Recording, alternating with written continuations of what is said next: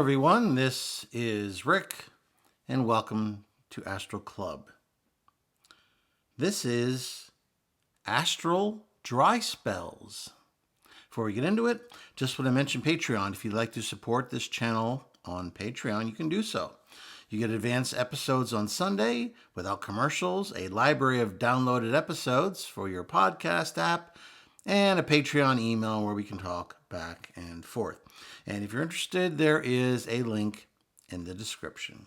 Next up, private lessons. If you'd like a lesson with me, I love working with students. It was great. You can go one-on-one and tailor the lesson to the individual's interest rather than having to speak generally to entertain as many people as possible. So I love working with students. And if you'd like to learn to astral project, you can go ahead and send me an email, request the information, and you'll find that email also in the description. Okay, astral dry spells. What is an astral dry spell? Well, let's say you've just been astral projecting on some sort of a regular basis. Let's say once a week, I don't know, twice a week, whatever. And then all of a sudden, dry spell. No projections for that week. Or the next week, or the week after that, and the week after that, and maybe the month after that. I've noticed when people contact me, they're nervous, they're stressed out, they're worried that suddenly this ability that they've developed will suddenly, and has suddenly, disappeared. First thing I recommend is just rest a bit, and you can try again later. Wait till you get to be my age. Anyway, seriously though, firstly, don't stress yourself out about astral projection dry spells. Any negative emotions that you attach to astral projection may actually sabotage your efforts to project. Your stressful emotions will end up causing your subconscious to lengthen your dry spells, since it begins to link those negative emotions with astral projection. Remember, your subconscious mind is not the logical mind. It's not your logical conscious mind. You can't merely explain to it that, oh, well, I'm stressed out about projections, but it's because I'm not having them. It's not because of the projections themselves. Understand? No, the subconscious does not understand. The subconscious has the understanding of a 2-year-old, an average 2-year-old. It gets basic emotions, and based on that, it interprets them. It lets you have dreams at night to work out these traumas. But if you start attaching a particular emotion, let's say stress, with the basic subject of astral projection, that could sink into your subconscious and end up sabotaging your further efforts. So it's very important to not beat yourself up, not get stressed out, to understand that having dry spells is just part of the astral projection process. I don't have the absolute reasons why. I've explored a lot over the years, but there doesn't always seem to be a good reason as to why. But let's continue to talk about some things that you can do to encourage the projections to start up again after the dry spell.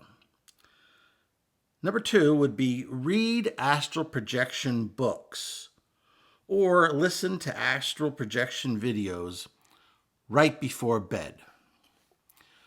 That period of time when you're ready for bed and you're starting to feel a little drowsy is the perfect time to have a little bit of astral projection video in there, podcasts, or to have a Journeys Out of the Body by Robert Monroe book on your bedstand, so that the last thing that you're thinking about before you go to sleep is astral projection. And that can definitely help. Think about the times when you watched a monster movie or a Walking Dead movie or whatever, and you did it right before you went to sleep. Do you recall having dreams where all of a sudden now monsters or Walking Dead were chasing you? It's because that information, that little bit of emotion or trauma seeped into your subconscious mind. And it's the most recent thing that it experienced before taking over when you fall asleep. And so that trauma, that emotion is something that it's going to act upon much more quickly than some stuff that happened to you much earlier in the day. It's just a good hint always to have an astral projection book right there on your nightstand.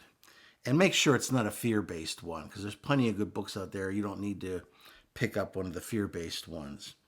I always liked having Robert Monroe's Journeys Out of the Body on my nightstand. That was just something I grew up with. Number 3, switch up the times that you try to astral project.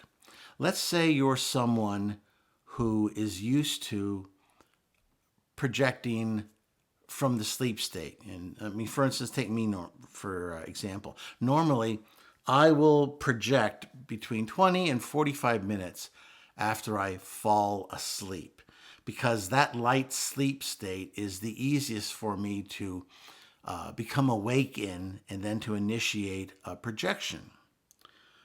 So that's my typical time when I go ahead and do my projections. Of course, I have some other times, but that's the most popular time for me. Okay, let's say that time is just not working and I've hit a dry spell, and no matter what I try to do, I'm just not having my projections after I fall asleep. Well, switch it up. Try doing a weekend nap. Read some astral projection material, listen to a video or two, and take your nap. Who knows? It might not happen the first time. It may not happen the second time. But you're giving your subconscious mind and your conscious mind a clean slate to write upon. And if you do it just right, you might be able to initiate your projections again, because there's no stress or trauma or anything that is connected to an afternoon nap for you, let's say. So it just offers another opportunity to astral project that is separate from the way you typically do things where you're currently experiencing a dry spell. Number 4 is meditate with deep energy breathing. Now, maybe when you meditate, you have your own deep breathing exercise. If you do and it works for you, keep it up. If not, you can always use the 5-6-4-6 method, which is an ancient Indian method, pranayama breathing, and it works like this. To a count of 5, slowly inhale through the nose, and I want you to picture that energy going into your nose, that air, as pure light. So you're inhaling slowly through the nose to a count of 5, pure light. You're going to hold that energy to the count of 6. Then I want you to exhale darkness, stress, residual chaotic energy. All that should come out of your mouth slowly to a count of 4. Hold to a count of 6. Now, you don't want to use this method before you go to bed, because you may end up energized and you won't be able to get to sleep. But any other time, it's a perfectly good exercise to do, to what the ancient Indians might say, to increase your prana, the energy, the life force within you that is tapped whenever you astral project. So this is one way. If you're suffering from a lack of the necessary prana, let's say, then this is one way to help to rejuvenate, to refill that reservoir of light energy. Number 5, give yourself 1-minute reminders throughout the day to astral project. It's as simple as that. For whatever minutes you have throughout your day, just take one here, one there, wherever you have 60 seconds that you can get focused, even if you have to have your eyes open. Or if you're in the bathroom, you don't have to have your eyes open. But give yourself that 1-minute reminder and picture yourself for that minute astral projecting. And then tell yourself real briefly, I'm going to astral project tonight. I'm going to leave my body tonight. And that can be quite effective. You'd be surprised. Just sprinkle that in for 1 minute here, 1 minute there. And that's what you're going to be thinking. Lastly, number 6, be aware of the lunar cycles. This is something that I've kept track of on and off over the years. And I don't claim to have absolute results here that show my theories 100%, because unfortunately, whenever you're dealing with astral projection, there's very few things that are absolutes that apply to everyone, because astral projection is such a unique, such an individualistic experience that trying to hit people with one size fits all is rarely doing justice to the actual process of astral projection. What I'm saying here, though, is that I have noticed that there's at least a loose association between the full moon and the cycles very close to the full moon, and then the new moon. I've noticed that I tend, and I've heard from others too, I tend to have more astral projections around the full moon than in other phases. The moon calls to me. Ever since I was a kid, looking up in the sky at that beautiful moon, it always had a spell over me.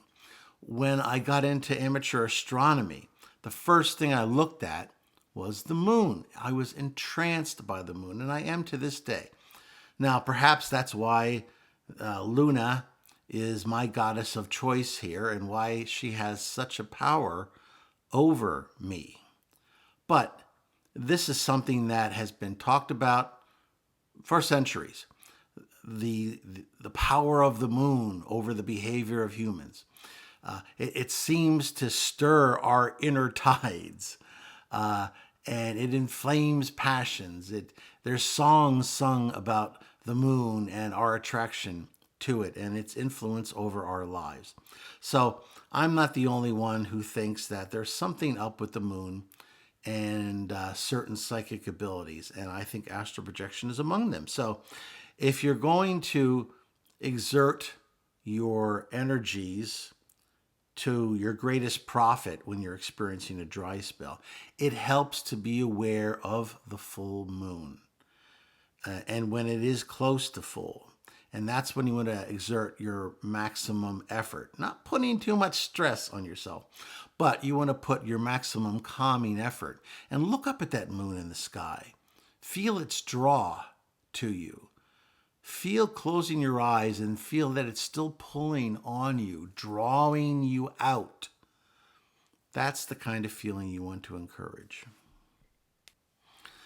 Well, the idea for this episode came from a number of Astral Club members over the last number of months, and finally I decided to do it. So please don't be afraid to give me ideas for subjects for podcasts in the future in the comments section. And any questions or any experiences you've had with dry spells, or maybe what you did to help get rid of your astral dry spell, we'd love to read about it. Love to hear about it. If you liked this episode, please hit the like button, share it with those of like mind, subscribe if you haven't already, and 85% of you have. So, The other 15%, just press the subscribe button. It doesn't cost anything. And you'll be notified when we have our episodes on Wednesday and Saturday. And don't forget, we got playlists. Playlists for people who are interested in aliens, or space and aliens, or interested in my time travel experiences, or the Q&As. I've got playlists where you can just listen to one after another. At any rate, this is Rick, and I will see you on the astral plane.